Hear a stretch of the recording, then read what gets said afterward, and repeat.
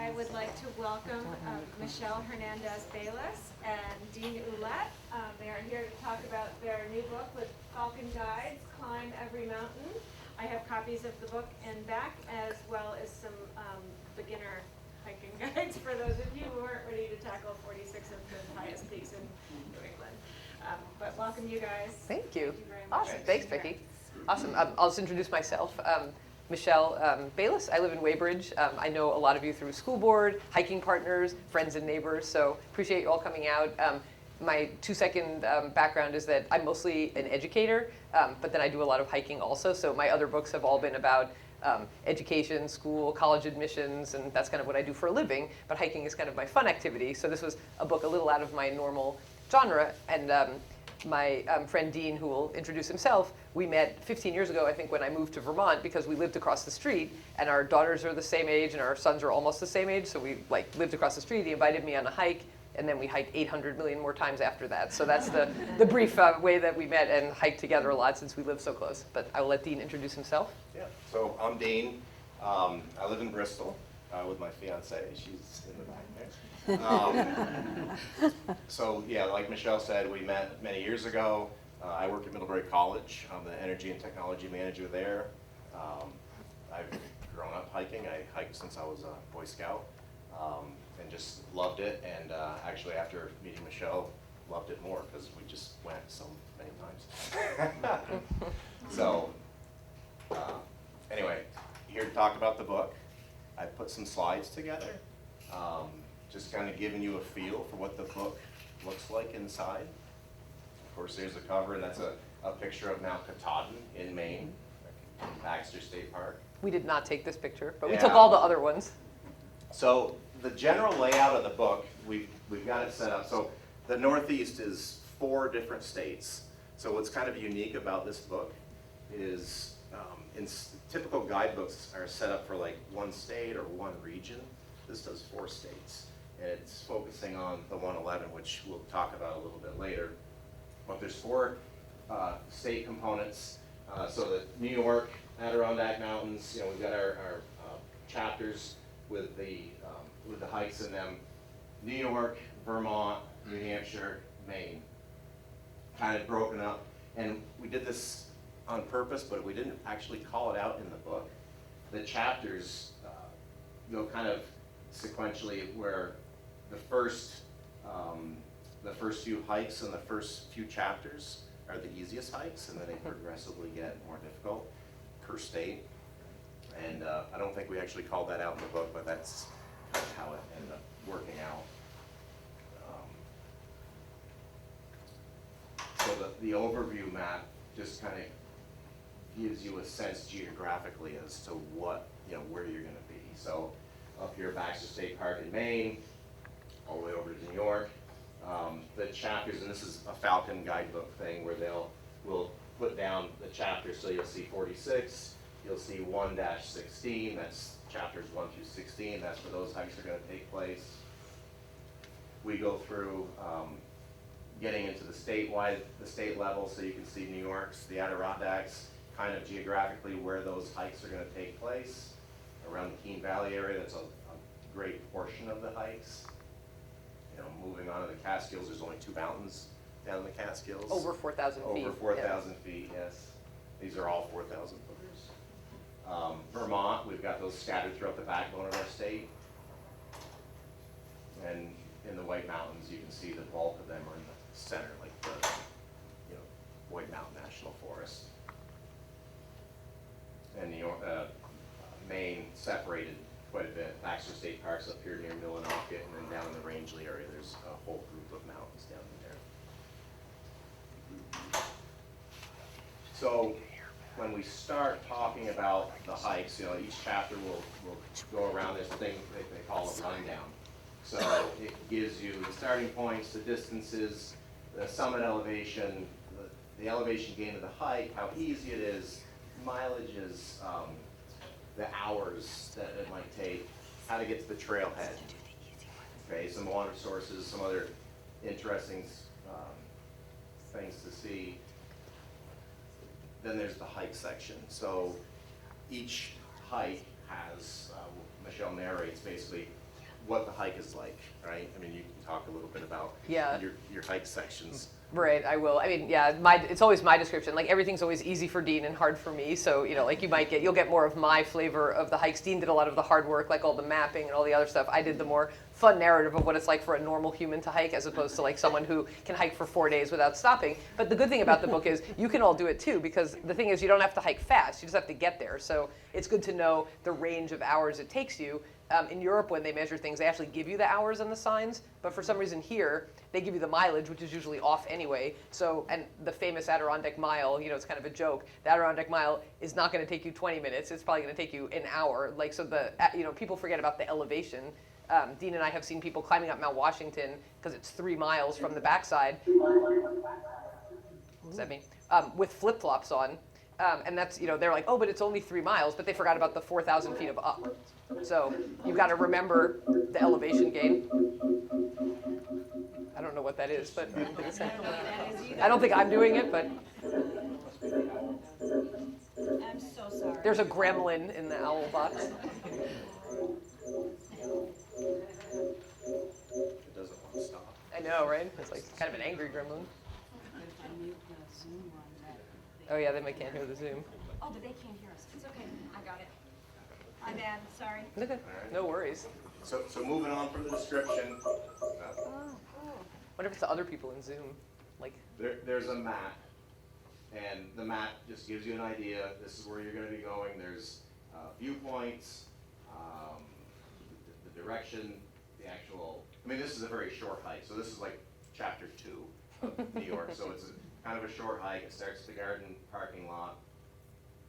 With each map comes a little detail of, you know, where you have to turn at what mileage marker, so you kind of get a bit of a sense as to where you might need to go. And then down here there's an option. So, you know, for that particular hike you can do it as an out and back, or you can do a little loop if you want to try something a little bit different. So that was a short hike. Now we're on chapter 15 in New York. This is a much larger hike. Same information, but it's a 17-mile loop with 5,000 feet of elevation gain. So that's a much more significant hike. When you look at the map and then all the markers, it's a lot more of this going on, right? There's a lot more turns, a lot more things to see. So that is a large hike. And now, not to scare anyone, but. so hazards of hiking. I mean, there's a warning sign there, but she doesn't look too upset by it. But don't worry. Yeah, exactly. Although you'd be surprised how many people walk right by these signs in their shorts and t-shirts and don't worry about it. Because actually, I think the thing that's hard to realize is that when you hike, even in the summer, especially in the White Mountains or the Adirondacks, we were hiking once up Madison and Adams, and it was 80 degrees, and I was worried I was going to be so hot, it was going to be miserable. I was wearing shorts and a t-shirt. We went over to Madison, it was sunny and warm. We went up the backside of Adams, it was still sunny and warm. Dean and I got to the top, and Dean looked over at a big black cloud over Jefferson, and he said, time to put your rain gear on. And I was like, come on, it's not going to rain. That cloud's way over there. Well, 3 minutes later, that cloud was thunder, lightning, hail, sleet. And we saw this little runner guy wearing his shorts and t-shirt who was like trying to run back to the hut. And it takes, like, you're very high up, you're 5,000 something feet. You have to get below tree line. The problem is that's like the second highest mountain in the Whites. And to get off tree line takes an hour and something. So we were trying to run down this exposed area. We were like shouting at each other through the wind. The sleet was like blowing into my hat. And if I didn't have rain pants and a rain jacket, I'm sure I would have been, you know, hypothermic and dragged out. And the reason it's good to be prepared is that there are rescues every day. Like, if you look at a Facebook group on rescues, almost every day in the Adirondacks and the White Mountains, they rescue people who don't have flashlights. You know, they're using their iPhone for navigation, but there's no cell service. So they rescue people all the time. It's kind of surprising. I even got involved in an accidental rescue with my daughter when we were hiking up Mount Abe because some guy had a heart attack. He decided right after a quadruple bypass was a great next day hike to go up Mount Abe, and he made it very close to the top and then couldn't move and was in, you know, heart distress. And we had to wait for hours, stabilize him, get a signal, call for help, and then the guys who came up to rescue him were having so much trouble hiking because it was hot out that I had to run halfway down and grab some of the stuff up, and then we had to help carry the guy down, and then he had to get another major surgery the next day. So it's no joke, these mountains. I mean, there are lots of easy ones, don't get scared, but it's good to know that you should always have rain jacket, we talk a lot about safety in the book. And you cover that, right? There's sections in the book talking about what to bring, what to wear. Yeah, none of the other books really had a whole section on winter safety, but we have a whole winter safety, exactly what clothing, what layers, how to stay warm. Because sometimes you get into things like that. Yeah, this is called a spruce trap. This is when like spruce traps go when there's 8-10 feet of snow, and then the snow falls in, and then the unsuspecting hiker steps in the wrong place with snowshoes, falls down, your snowshoes get wedged underneath, and it's very hard to get out by yourself, actually.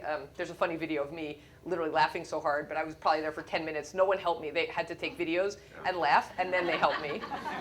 That's what I like about my hiking crew. It definitely wasn't the first priority to drag me out. They wanted to see how long I could stay down there, but it is kind of scary. I mean, it can take a long time to get out of a spruce trap. Yeah, not that we can tell them where that is in the book. Exactly, yeah. There's quite a lot of those. Well, there are some steep sections here. In fact, that is Ben. Yeah, Ben, you made I think this is from years ago. Yeah, these are hard. I mean, the thing that's hard is when, you think of, I guess from the West Coast where I was living in Oregon, when I think of trail, I think of a nice trail with like a carriage can get up it. It has nice switchbacks. Unfortunately, that's not how the Adirondacks were designed, and this is a historical thing. The Adirondacks were designed by surveyors who were trying to get up to the top. So instead of making a nice windy trail, they just bulldozed it straight up to the top. So the Adirondacks are very steep. The White Mountains have more curvy, gradual paths, but there's a lot of hazards. Like look at this is a cable section of Gothics Mountain in the winter where there's a giant cable hanging down because it's very steep. And then, you have to try to get up it. My daughter and I did this in a lightning storm where we couldn't actually touch the metal cable. That was a bad timing for that. Yeah, that's the cable. But it's very steep, and when it's icy, you have to wear microspikes and snowshoes and things like that. Yeah, and then the trails you saw how they had yellow markers. Well, guess what? When the snow's down, you can't see those. So it's actually very hard. We'll show some navigation. This was a very bad, we made this decision on purpose, so this was totally my fault. It was type 2 fun, but this winter we decided to go down the south slide of the Tripyramids in the White Mountains, which we've been down lots of times, just not with loose unconsolidated snow. It goes down about a mile straight down, and you can see how steep it is, and I was kind of freaking out. Dean actually slid down and then would spot me and Heather on each spot because, I don't know, it's very scary. We didn't have an ice axe, so I was kind of sliding backwards on a very steep incline, trying not to roll hundreds of feet down the mountain. So that's kind of a steep angle for a trail, but it's a slide trail, and we knew it was going to be hard. I guess I didn't know it was going to be that hard, or I might have opted out of that one. Right, that's my dog and my friend Donna's dog. Water crossings, also, it's helpful to know in the book we lay out where all the water crossings are. Sometimes, the water level's higher than you think, and you have to walk across it. It can be dangerous. Sometimes the current's really high. Sometimes you have to undo your backpack. So if you fall, you can get your backpack off and you don't drown under something. People also get stranded sometimes in the Adirondacks on the wrong side of the water, and then they can't get out if they're camping. So it's important with snow melt and things and there are forums where they have these conditions. There you go. Sometimes conditions can be nice and easy. Like this is a summer day where you can walk right through. Is that Alexis or Yeah. Matthew? Yeah, it's Alexis. Yeah, it's Alexis. They're walking across. Yeah, I mean, in the summer it's nice. It's not so fun when it's freezing cold. We actually once had to wear we once hiked in to do Allen. We brought in huge rubber waders because it was freezing, so we could walk across the crossing because the bridge was out. A lot of times they're bridges, and then they're destroyed or they're knocked out, and then if you want to hike the mountain, you have to get across somehow. Yeah, but for the most part, there's bridges. They're Right. there. Like there's a real bridge, right? That's a helpful bridge. I think most of the hikes in the book that we do are bridge hikes. Yeah. There's a few that aren't. And again, we point out where the hazards are. You don't have to pick a hazard hike. But you can't always determine where the hazards are going to be. Yeah, exactly. This was an example of, it was so cold actually, I didn't even notice that I did this, but this was in the Seward Range in the Adirondacks. They call them paths, but actually remember, that's okay. Out of the 46 mountains in the Adirondacks, 18 of them are herd paths, so they're kind of more enclosed and they have things that, pull at your face. So in the winter when you're trying to bushwhack through, I just got whacked in the face with something, didn't notice it, went to wipe my nose, and then I had blood all over. So I had to hike like this for a while until Dean was like, oh my God, what happened? And then we had dug out, we also carry first aid kits, so he was able to bandage up my nose. But that's what I looked like for a while. So finding your way on the trail, you mentioned markers, right, that they get covered in snow. Well, a lot of places there's signs, and you'll see the signs. These are white mountain signs. Yeah. They're kind of cool. They point you in the right direction, hopefully. That's an Adirondack sign with the wood. You can always tell the White Mountains have those signs. These have the Adirondack signs all have these yellow and then the different color trails. That's a New Hampshire one. Yeah, that's on the right to get to Eisenhower, on the Eisenhower loop, Pierce and Eisenhower in the presidentials. Yeah, the signs in the winter can be pretty awesome. They get totally covered by rime ice. You have to sometimes hack at them to get to them to see them. So you should really know where you are and not necessarily depend on them. I tried finding a photo of one, but usually we get to them when we knock it down before we take the pictures. Yeah. That's one that's Yeah, that's an example of a sign that's not so helpful in the winter. And then sometimes the snow can actually cover them too. Like there's plenty of places in the Adirondacks where you're like, oh, wasn't this a trail junction? Then you look on the ground and kick it and you can see it 8 feet underground because the snowpack builds up all winter and people pack down the trail. Then you're kind of hiking in a tunnel, so it can be quite deep. cairns. That's the other thing. So a pile of rock at the top of a mountain or just on a trail, it's called a cairn. And they use those for navigation. I think that one is on top of Eisenhower in New Hampshire. Yep, that one had a big bee's nest in it, actually, the wasp nest last time we were in it. And they use them to find direction. So there's the cairn here, of course, and then there's one in the background right there. You can see the snow and ice starting to build up on that. But huge in the wintertime when the rocks have, the little yellow blazes that you saw earlier when they're covered up. Being able to see a cairn is pretty critical sometimes. They come in different shapes and sizes. It's the tallest one I've ever seen. Usually they're not that tall, I will say. I have trouble finding them, actually. And you can see when it gets foggy, it gets really hard to see them. I think we have a picture of that. Some in the White Mountains, they've got these little white rocks that they'll put on them, and you can see they're kind of spotted, scattered throughout. It's hard to see in the photo, but it's easier to see when you're there. Right? Yeah. Sometimes you can see them dotting the whole landscape. And they're important because when you start to get foggy days, it's hard to see.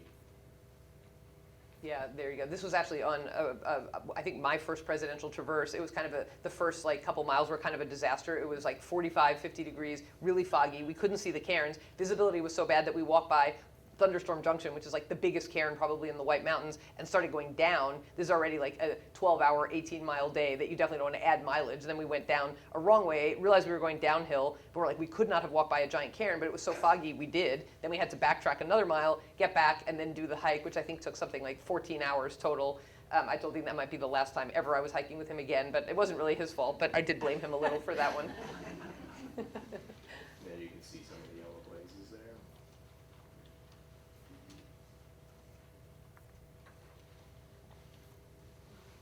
That's a heart-shaped rock.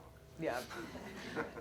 Yeah, there's also good reasons to hike. There's so much good scenery. Like, look at this view. This is a classic view. This is one of I think this is probably my favorite mountain of all of them. That's Little Haystack and Haystack Mountain in the Adirondacks. It is a hard hike, and most people do a loop where you do Haystack, Basin, and Saddleback. What makes that challenging, and I have to admit, when my daughter was young, she was hiking with Dean, and I think Alexis also, but I remember Alexia got to the base of these cliffs. Like, it's a trail, but it literally is like a 100-foot cliff, and she got to the bottom and just started crying and said, that's not a trail. And I was like, I know, but we have to get up it. And she was just like in tears. But it's just that's the one really tough section up the Saddleback Cliffs. And in the winter, it can be really hard to go up and down. Like, I actually have not done it in the winter on purpose because it doesn't seem like a great idea, but it's very intimidating.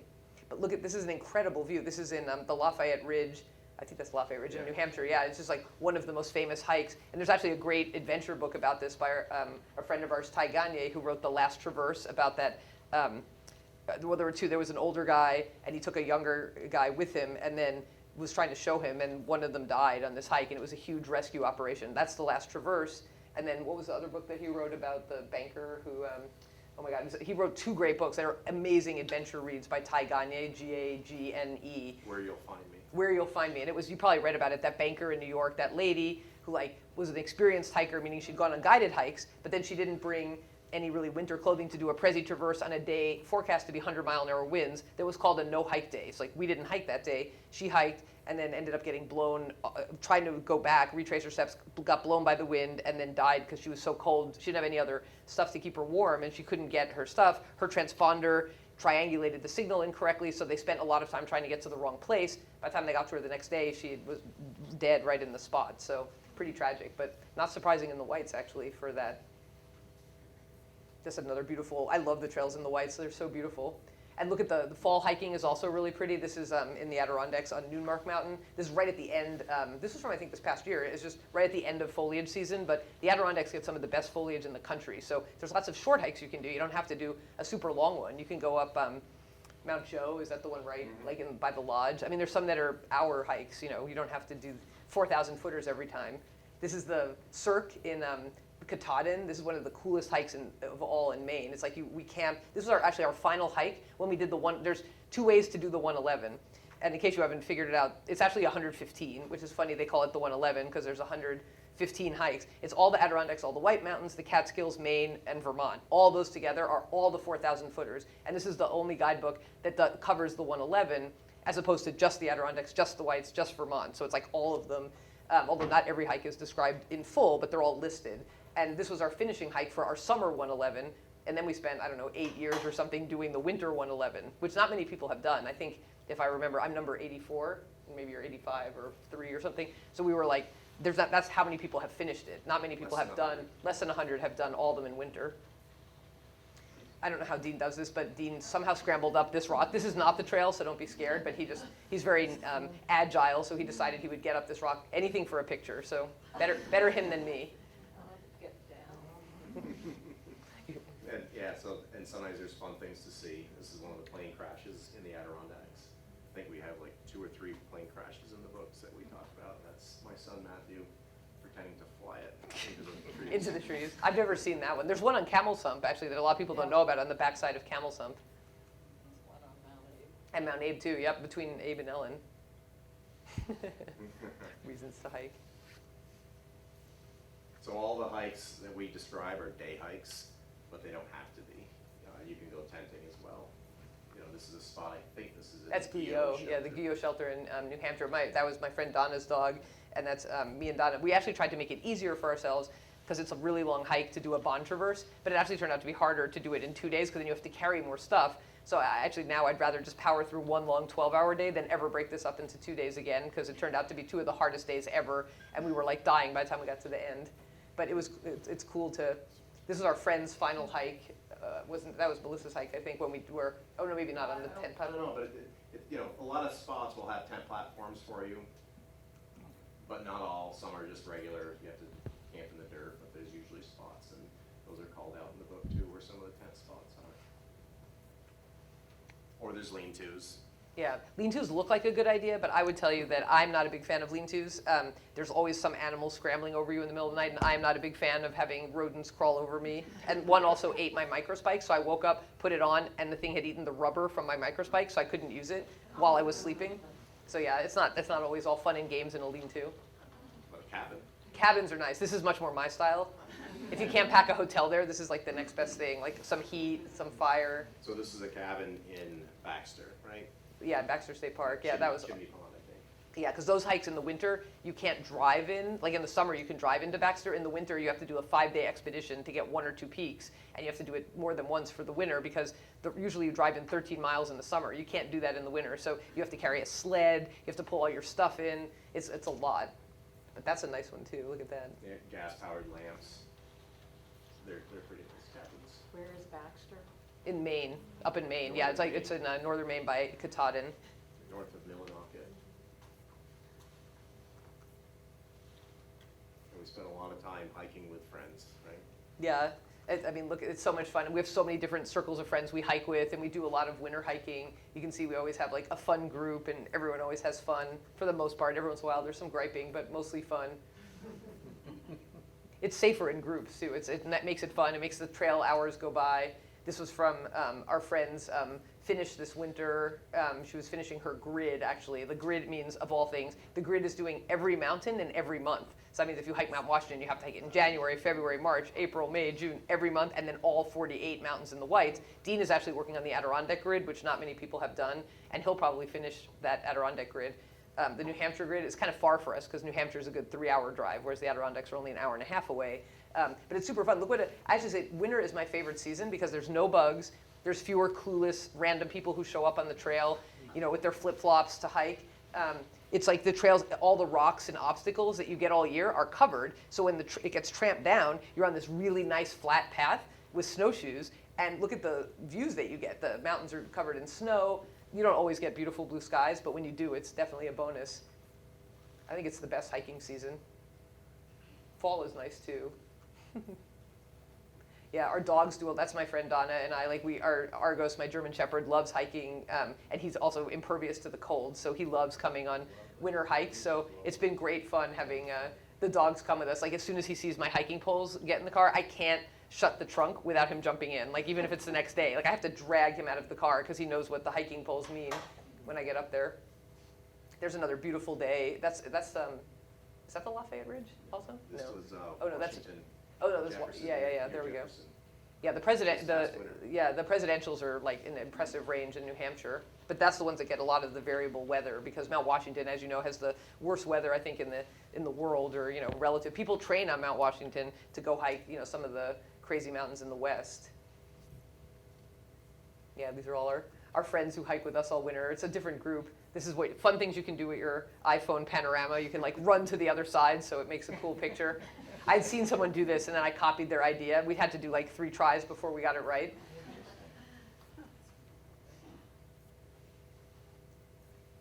But anyway, we want to leave it mostly open for questions. We have lots of like harrowing stories and near-death experiences, but we figured people would have more questions. We don't want to make it sound scary. Most of our hikes are totally normal. They're not always scary, but again, we prefer to hear what you guys want to hear more about, and we're happy to like give more adventure stories. Leslie? I want to hear an adventure story. Oh God. I mean, I think for me, the hardest hike that we did was like early on in my hiking when we did the Dix Range. The Dix Range, you can see it actually. When you guys look to the west, when you're driving here, you can see that pointy one, which is Huff, and you can see Dix. It's the one with the slides on it. If you just look from like going to Virgins and you look west on the road, you can see the Dix Range. But we did it in the winter, and it's 5 mountains. And we did the first 3, and we were like, oh yeah, that was pretty easy, no problem. Trails were broken out, and it was only like 10:30 in the morning, and we knew a blizzard was coming in, but it was so early. And then we were like, okay, should we try to go to Dix and Huff and Dix, which are the 2 hardest ones, and they're usually not tracked out. Because it was so early, we felt optimistic. So of course, Dean was like, yeah, we can do it. So he goes barreling down to break trail, because he's really good at breaking trail, because he's a big, strong guy. But it's like the hardest 2 miles. You have to go 2 miles, down, up, down, up. But then, of course, there was no trail. No one had been there for weeks. It was this deep in snow. So when you're going uphill, you literally have to kick the snow, move it down, kick the snow, move it down, and you go 5 feet and you fall back down. You have to do it again. It's exhausting. Nothing is more exhausting than breaking trail. And we kept getting off trail. And when you step a little bit off trail, then it's even deeper because there's a trail underneath that's hard. But if you step off it, it's bad.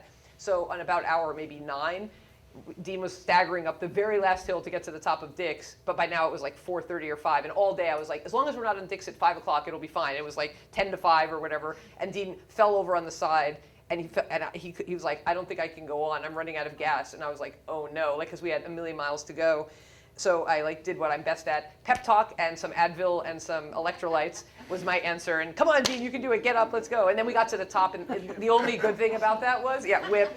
And then thank God at the top, there was a trail broken out to get out. So it did take us 4.5 more hours to get out, and it was a full-on blizzard. Even when we got to the end, it turned out to be 15 hours. Then we got to our cars, and of course it was a blizzard, so there's like 1.5 feet of snow with no plows, and we had to drive an hour to the other parking lot to pick up a car and drive home. So it ended up being like a 18 or 19 hour day. But I thought we were gonna have to camp in the woods, which doesn't scare Dean, but it does scare me. That was like my worst nightmare. I was like, no, please don't let me have to sleep in the woods in the winter. Like we do have gear, but you can do it, but it's probably not like the most comfortable night you'll spend. I mean, we always carry enough emergency gear to do it. I was just hoping we wouldn't have to. We've had other crazy adventures too. Yeah, well, and that story is actually kind of how we got the book idea started. So we were in the Dix Range talking with our friend Mike, and we were telling him this story this is summertime, we were with him. And I said, yeah, and I got to this wall of snow, I fell over, just like she said. And I got up and I turned to her and I said, I'm running out of gas. And there was like this dramatic pause as I like waited. And then Mike said, that's how your book should start.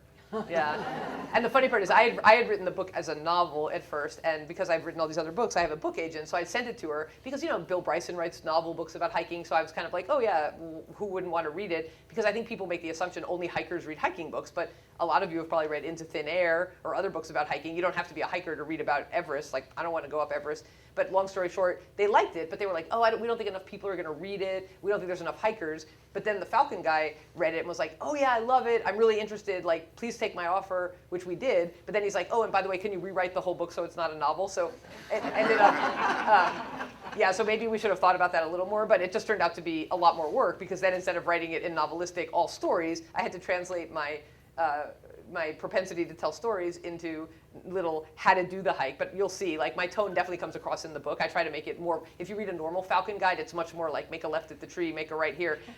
This one's interspersed with way more stories. The other funny part about that is our editor for this didn't know anything about any of these mountains. So we, gave him the first 50 pages. He's like, wow, these are really great. Could you just do like the hour hikes? And we're like, just so you know, none of these hikes are, like the shortest hike you can do is like 4 maybe hours or something, and the longest one's like 12 or 13. I was like, it's going to be a really short book of the 111. It's going to be like the one. So, so then he had to sort of figure it out, and then he was like, no. But now I think he wants us to write full descriptions of all the hikes. Like he didn't want the book to be too thick, so we basically did the most exciting ones, long descriptions, and there's shorter descriptions of the other ones that don't have the rundown and everything. But yeah, that's kind of how the book got started. But one day you'll read the great novel, but I don't know when that'll happen. The hiking novel. Yes. Do any of these hikes require technical gear like pitons and ropes? And Not at all. No. No? The only hard section is the Saddleback Cliffs, which anyone can go up. But I'd say if you're afraid of heights, I would just skip. There's another way to get up that mountain where you don't have to go up the cliffs. I mean, other than that, no, none of them are technical. In fact, I would be the last person to do a technical hike. We actually have done trips in the Pyrenees. Like Dean and Heather have both been on those with a guide that I know in Spain. So we've been 2 years in the Pyrenees. I've done 3 years in the Alps. Some of those were somewhat technical, but I had a guide because I would never want to do this with a guide. I had helmet. We did have some hairy things, but the guide would like rope us in. But none of these are that level. I mean, there's a couple of things that are special, like you can go up the trap dike in Colden. Yeah. But which like you should have a rope and stuff. To do that. Yeah, but you're not supposed to. But yeah, none of these are. There are people who make these they go up slides and things, but the regular hikes are not technical. Unless you do it in the winter. No, they're not really technical either in the winter. You know, You need it's special like ice equipment. axe, yeah, You don't really need an ice axe very often. I mean, No. it would have been, that was our idiot choice to go down a slide. But like, that was clearly labeled. We knew it was a slide. We knew it was going to be steep. But normally, you don't need an ice axe. I mean, maybe we've used an ice axe For 3 sure, on times. some of the hikes, you're going to want crampons. Oh, yeah.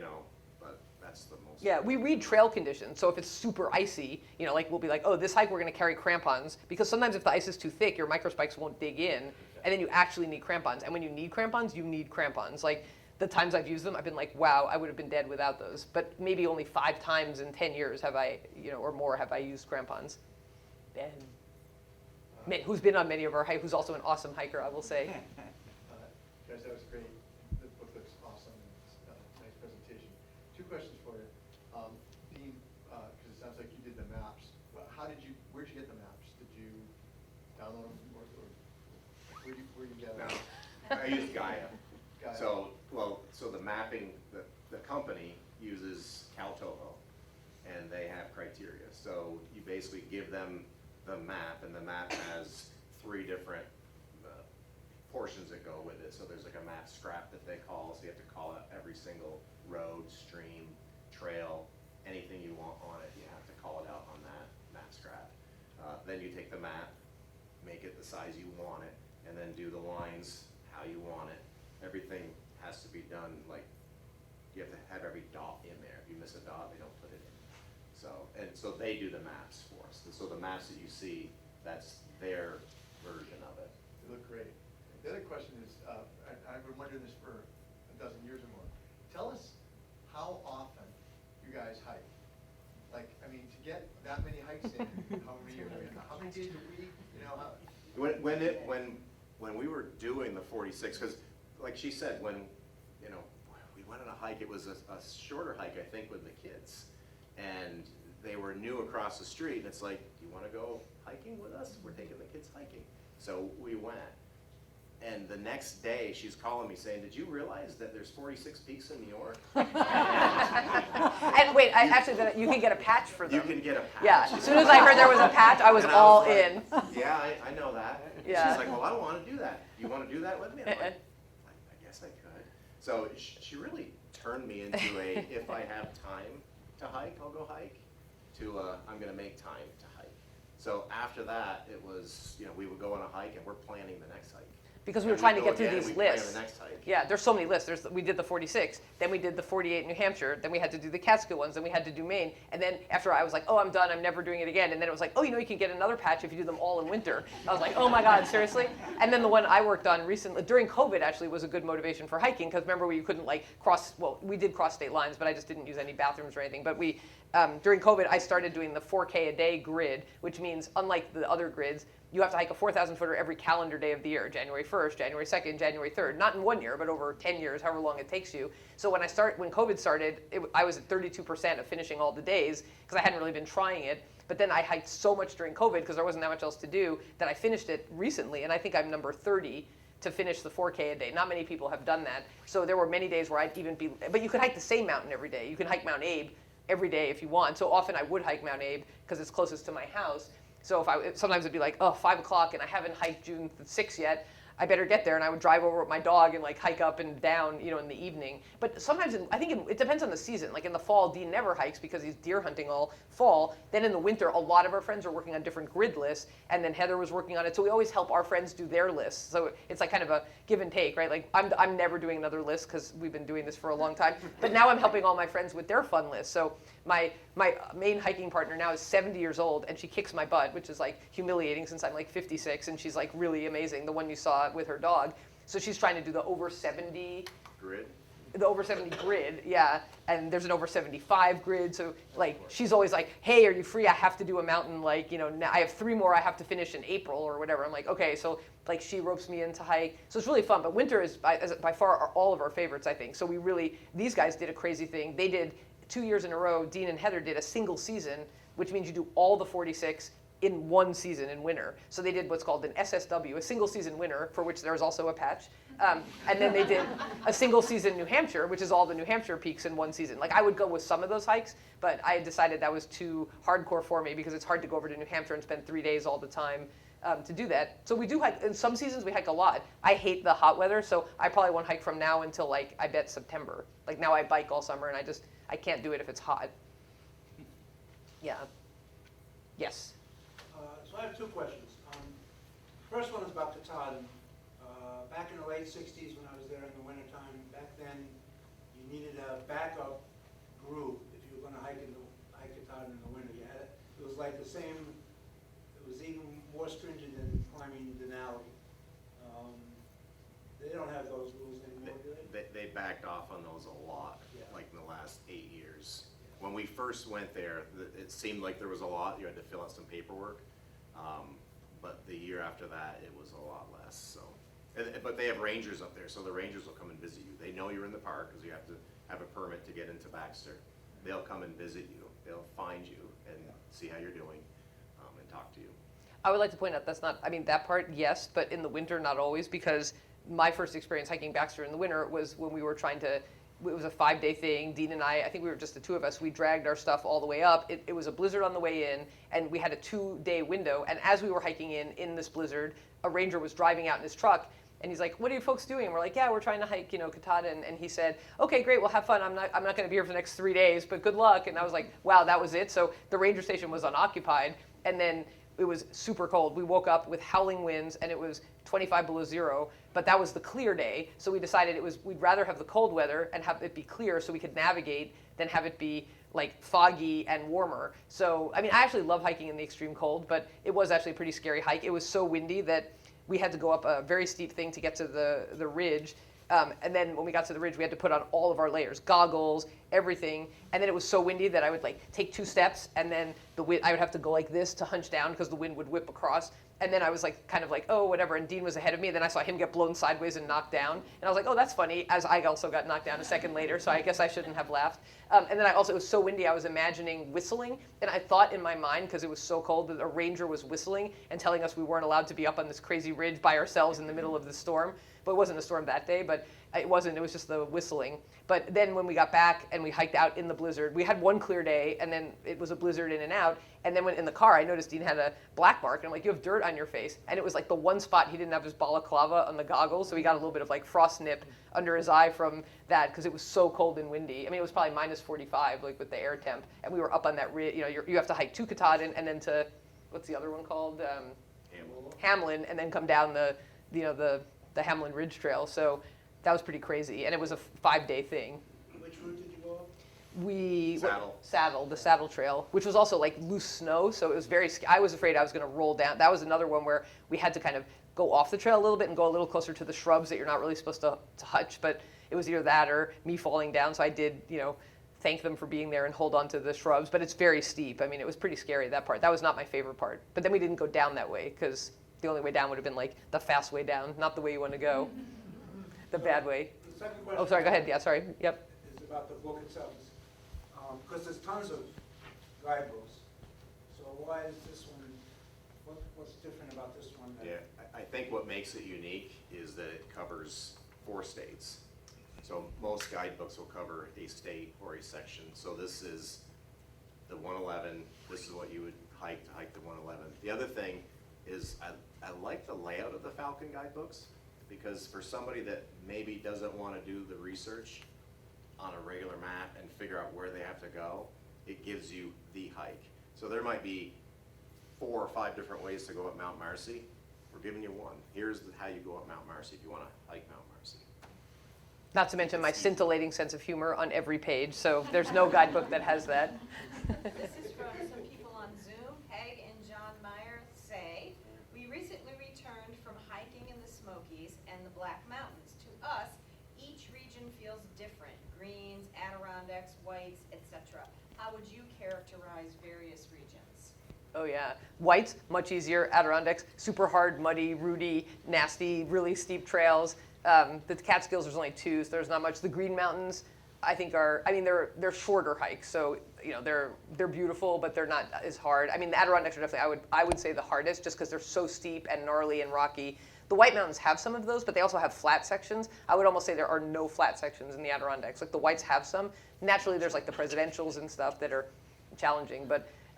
And Maine is just, our mantra all through Maine was, where are the other people? Like, like usually here, in the Whites, the trails are usually broken out in winter. In Maine, we didn't see a human, like ever. Like, that was crazy. I was starting to wonder, like, if anyone lived in the state or if other people actually hiked. But it would kind of be depressing to get there, and then the trail's not broken at all, because it takes 10 times, a 3-hour hike will take 8 hours if you have to break trail. So breaking trail is like the hardest single thing. And we had to finish the Maine peaks, but yeah, Maine, there's no one there hiking, as far as I can tell.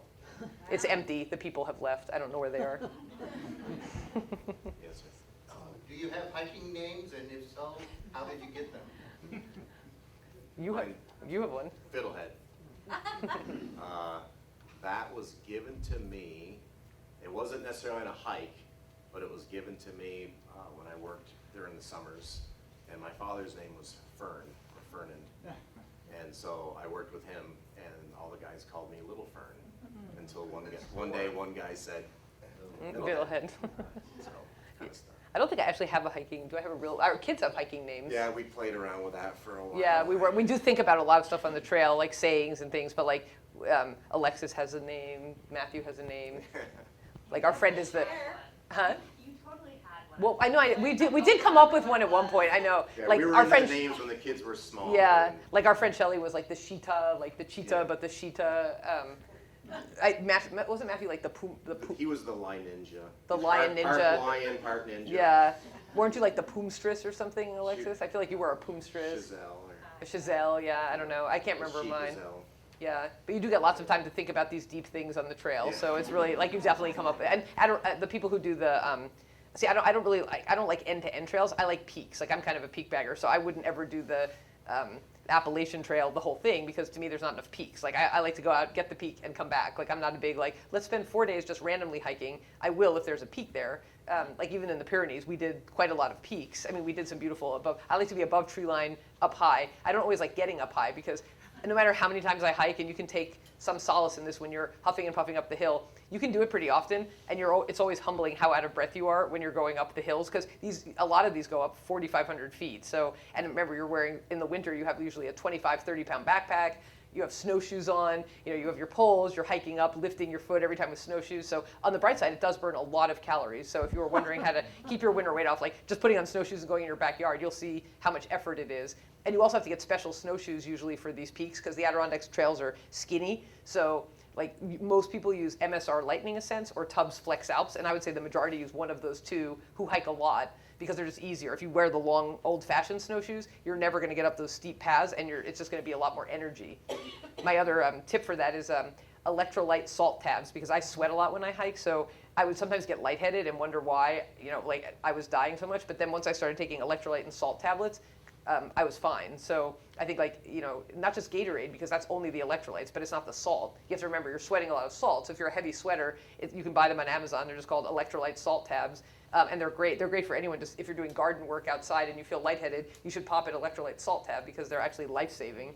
And people don't think about it, but you need electrolytes when you're sweating everything out. You can't just drink water, because then you just flush it all out. So yeah. How do you dress in the wintertime in order to prevent drenching yourself with sweat and then freezing your Glad you asked. I know, especially, Dean doesn't have this problem. He doesn't sweat as much as I do, but basically wool base layers, it doesn't sound intuitive that wool would, because wool doesn't vent as much, but really in the winter, you're trying to preserve your warmth more than you're trying to vent, because you're going to sweat. There's no way you can go up 4,000 feet with a backpack and not have a sweat line on your backpack. I don't care what you're wearing, but because you really need to be able to put another layer on over it to keep yourself warm, what I usually do is hike with my I like icebreaker, because they're really soft wool. So I wear an icebreaker top, and Helly Hansen actually makes my new favorite one that's wool on the outside, but it does have a little wicking on the inside. They're my new favorites. Like all winter I hiked in Helly Hansen shirts, and then I usually have just a soft shell that vents, and that's it. I sweat all the way up, and then as soon as I get near the top, or we're about to break out on tree line, I wear all Norwegian clothing. Like Norona, this other great company, makes a really nice vest that also vents a lot of sweat. So as soon as I get near the top, I put on my Norona vest, I put my soft shell back on, and if it's if it's below 0, I'll put on a windbreaker. And a double windbreaker, when you put one windbreaker over another, like your soft shell and then a windbreaker, we've been on top of peaks when it's 40 below, and I'm like, is it cold? I don't know, I can't tell. Like as long as you layer up, but you've got to hike up lighter than you think. I'm a female, so I like to hike hot, and Dean likes to hike cold. If I get too cold, I can't warm up again. So Leslie's been on me on a couple of hikes where I was like, I can't open my backpack. Like I need you to open it for me, because your hands get cold really fast. Now they make big heat warmers now, those hand warmers. They made a new size this year. So this year I use those, and I actually don't wait till my hands get cold. I activate them at the beginning of the hike, because they last 10 hours. I put them in my little pocket on my pants, and I don't use them when I'm going uphill. As soon as I get to the top, I put them inside my mittens, whether I need them or not, and that saves my hands every time, because they don't sometimes work, so you want to activate them in the car to make sure they work, because a lot of times they're from, they're Chinese, they're made from China, most of them, they're like powder. Sometimes they're too hard, or they're old, or they don't activate, so you definitely don't want to depend on them. But if you do it in the car before you go, which is what I do every time, yeah, I mean, Dee might have a little different layering system, but I'm a big fan of I wear icebreaker wool top and bottom, and then I wear ski pants over them, because your pants get wet in the winter, so you have to have a Gore-Tex type pant, because you have to, if you fall in spruce traps, or it's snowing, or you're rubbing against trees that are shedding snow, you're going to be soaked. So yeah, basically, but I hardly wear anything. Even when it's 10 below, I usually have my icebreaker long sleeve shirt and a soft shell jacket, pretty light. But then when I'm done exerting, then I layer up my vest, and then I put another jacket over it usually. And I have 5 other layers. I usually carry 3 or 4 hats. I usually carry 3 or 4, I only use mittens. I can't use gloves because my hands get cold. I know, some of you have cold hands or Raynaud's syndrome. It's really hard. That's why I use the heaters, and I have these big, and then I have my backup mittens, my backup to the backup mittens, and then the backup to the backup to the backup mittens. And those are the big outdoor research. They're called Alti mitts. They go up to here. I've actually only used them to lend to someone. But I've carried them every year I've hiked, and I've never regretted having them, because that woman, Mastrova, if she'd had it when she was hiking Madison, she probably wouldn't have died of hypothermia. She couldn't use her hands to use her phone or anything. Did you write about that kind of thing in your book, about clothing? And Yeah, there's a whole section on winter safety, and I type out the exact models of clothing that we wear for everything, like Helly Hansen, but which exact pieces. But you can ask me. It's taken a while to dial in, but once you get it dialed in right, and most of the emergencies, I would say most of the people who get rescued don't have the right clothing. They're wearing a wicking summer thing, which is great in the summer. But again, wool when it gets wet keeps you warm. If you have a soaking wet wool layer and you put your jacket on top and another jacket, it could still be wet, but you're going to be warm. Like that's why like sometimes those pictures of like old, you know, fishermen from Maine who like fall into a frozen pond, they're wearing those big wool sweaters. They usually make it. You know, you'd be surprised that wool is like really the most technological fabric. But the Helly Hansen one is wool with another wicking thing, so it's like the best of both worlds. And the more you do it, you'll figure it out. You know, as you start to hike a few times, you'll figure out what works for you. Yeah, I love it the colder it is because I sweat so much. Like if it's like 0, I barely sweat. You know, I don't sweat as much, so I actually love it. And usually the wool does dry out by the end of the hike. It's kind of weird because remember when you're going downhill, you're barely, with snowshoes you can kind of slide down, so you exert half as much going downhill. That's why if you layer up, usually you leave your layers on, then you come back down, and usually by the time we get back to the car, that will, I mean the wool does I think dry eventually. And if it doesn't, I keep a dry shirt in the car, and as soon as I get to the car, I put on my dry shirt and crank up the heated seats. Like the best part of the hike, finishing. I'm always amazed that we see the car at the end of the hike. There have been many hikes where I was like, I can't believe our car's still here. Amazing. And it starts. Yeah, it starts. Yeah, I know. Like there's so many things that can go wrong. That's annoying now because there have been some trail break-ins in the White Mountains, and that's very disheartening because, you know, sometimes you keep your dry gear in the car. It's kind of a matter of life or death. You've been hiking all day. You get there and your window's smashed in, and you have to drive 4 hours home with a smashed-in window. I mean, it's been a problem now in the White Mountains and like the big weekends, like Memorial Day, especially at the Lafayette Trailhead and things like that, popular trailheads. Yeah, but pick the more unpopular hikes. Like you don't always have to hike the iconic ones because if you do that on a weekend, there are going to be 1 million people. But the nice thing about the Adirondacks, some peaks no one ever hikes, you know, like except unless you're gridding. So there, we give lots of fun descriptions. So, you know, don't feel like you have to hike, you know, the one more famous hike. Do it on a Tuesday if you're going to do that. On the weekends, hike the less popular hikes. Your enthusiasm is so great. I can't imagine you're done. I think there's another list in you. Another list, oh no. I like literally because I'm so compulsive, I tried to not do the list because it's like once I get it in my head, then it's like I'm consumed by the list, you know? So when I finished that stupid 4K a day, I just was like, I'm only gonna help friends with their lists. There's, besides doing the grid, because there's one mountain in the Adirondacks called Allen. Like if it weren't for Allen, I probably would do the grid, but thinking of climbing Allen 8 more times in other months makes me want to cry right now. Like I just don't want to do it. It's called the bane of the 46ers for a good reason. It's long, the slide is super steep. It's like every time I've done it, it's been like agony and depression. I don't know, I just don't ever have a good day on Allen. And people tell me there's a good view, but I've actually never seen it myself because every time I go up, it's terrible. So now you need to go back. Yeah, exactly. No, I do not need. You can do it for me. Every time you go, you can send me a picture of the view, and I'll be happy. I just don't want to do it myself. Yep. So who puts out the badges that you get? Oh, interesting question. The patches. Let's see. It's the 4,000 footer club in New Hampshire. So so it's different for each thing, and believe it or not, they all have their own rules. It's great. So the 4,000 footer, it's like 4,000 footer club. They put out the New Hampshire and one other area, maybe the 67. They run a lot of the list. They deal with like New England, so Vermont, New Hampshire, and Maine. So you have to fill out a thing and like honor code, you know, like put what dates you did the hikes and submit it, and then they send you the patch. And if you do it in winter, you send the same thing. And sometimes there's a separate patch for winter. Sometimes it's just like they give you like a little thing that goes under the winter, like a white thing that says it's winter. But they're different rules though. And the Adirondacks have their own. The 46ers. 46er club will do. So the 46er club does the Adirondacks, but then like the same people who do the New England 67, I think also do in the book I actually list them out and I have like links to them all so you can read about them and how many people have done them. The weird thing is there's like winter, how they define winter differs because it's a club, they make their own rules. In New Hampshire, winter starts at the solstice, is that right? So like there was one winter where we drove to New Hampshire, but we couldn't start hiking before 12:01 because that's when the solstice started. So if we'd started at 11, I mean, and people are like, we don't have to follow that. I'm like, no, you don't, but this is their club. If you want their patch, you have to follow their rules or whatever.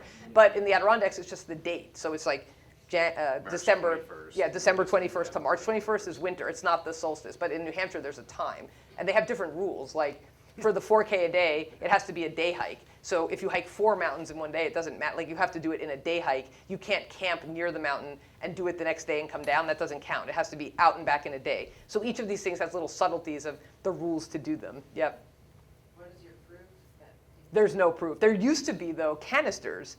Like back in the old days. When I first started, yeah, hiking, exactly. there was canisters on every mountain. You'd have to sign your name and then grab the 3 names before you and then use those as your And then in the winter, you didn't get to count the mountain if you couldn't find the canister, which sometimes could be under 12 feet of snow. So people would like almost die, like getting to the top, and then they'd be like hacking to try to find the canister, and then they couldn't get it, and they'd go back and they couldn't count the mountain. So it's actually, now it's all on the honor system. Like if you really want a patch, I guess you could make up all your hikes and be like, hey, send me a patch. I'll give you an extra one. But if you don't, then, but they don't really check. I mean, it's just the honor system nowadays. Yeah. Although the Catskills still has canisters. Yeah, for and the there was one place mountains in down the there. Pyrenees that had like a mailbox. Like they have some lists too, and they had like a weird mailbox, remember, on the top, and you have to like say you were there and like put your thing in a mailbox, and there are lots of lists all over. But these are really fun. The patches are cool. Like my friend Donna keeps them all in her backpack. I have them all for some reason in a drawer and on a frame thing. But yeah, they're more impressive on your backpack because then people can be like, oh look, they're 46er, blah blah blah.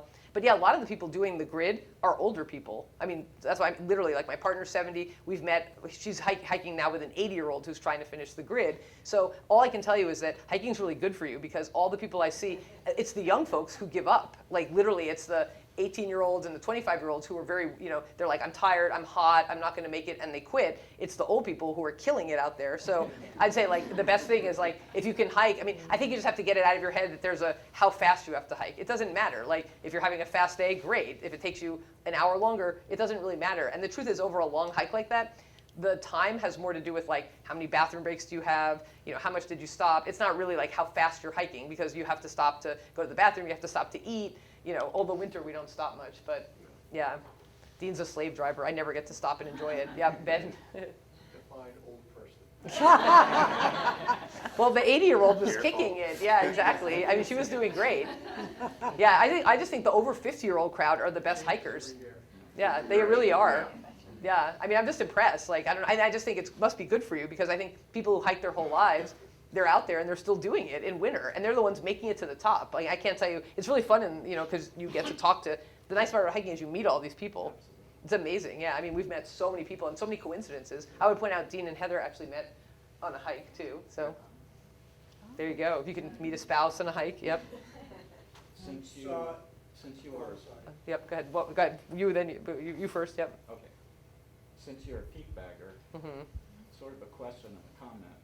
Are you familiar with the High Pointers Club?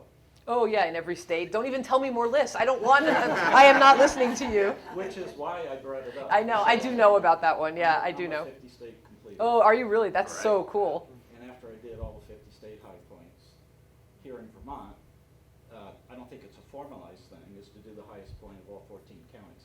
Oh my God. I hadn't heard that one. Yeah. And there's 2 of them that there are no trails. I have 3 left. Oh my God. Did you do Alaska? What's in Alaska? Is that like? Denali. Oh, Denali. How did you did Denali? Wow, that's pretty. That might be over my pay grade. Yeah, I don't know. Denali scares me a little bit. No, but I'm just saying you're a collector, and it's just like. Yeah, no, no. I am not listening. I don't want to do any more lists. I am not listening. I will not listen. I started geocaching instead, because geocaching is not a list, but it's like you look for hidden stuff. So I become a geocacher, and that's more. So sometimes when I do the peaks, someone put them on the top of I the think you should New look Hampshire into it, peaks. just- Oh my God, stop. Okay, yeah. I'm just curious, I found that when I'm hiking with somebody younger, I let them do the talking, so. Exactly, good point. Especially I'm just uphill. wondering, is Dean, Well, except for uphill. Yeah, you might It doesn't think. seem possible, Yeah, does it? exactly.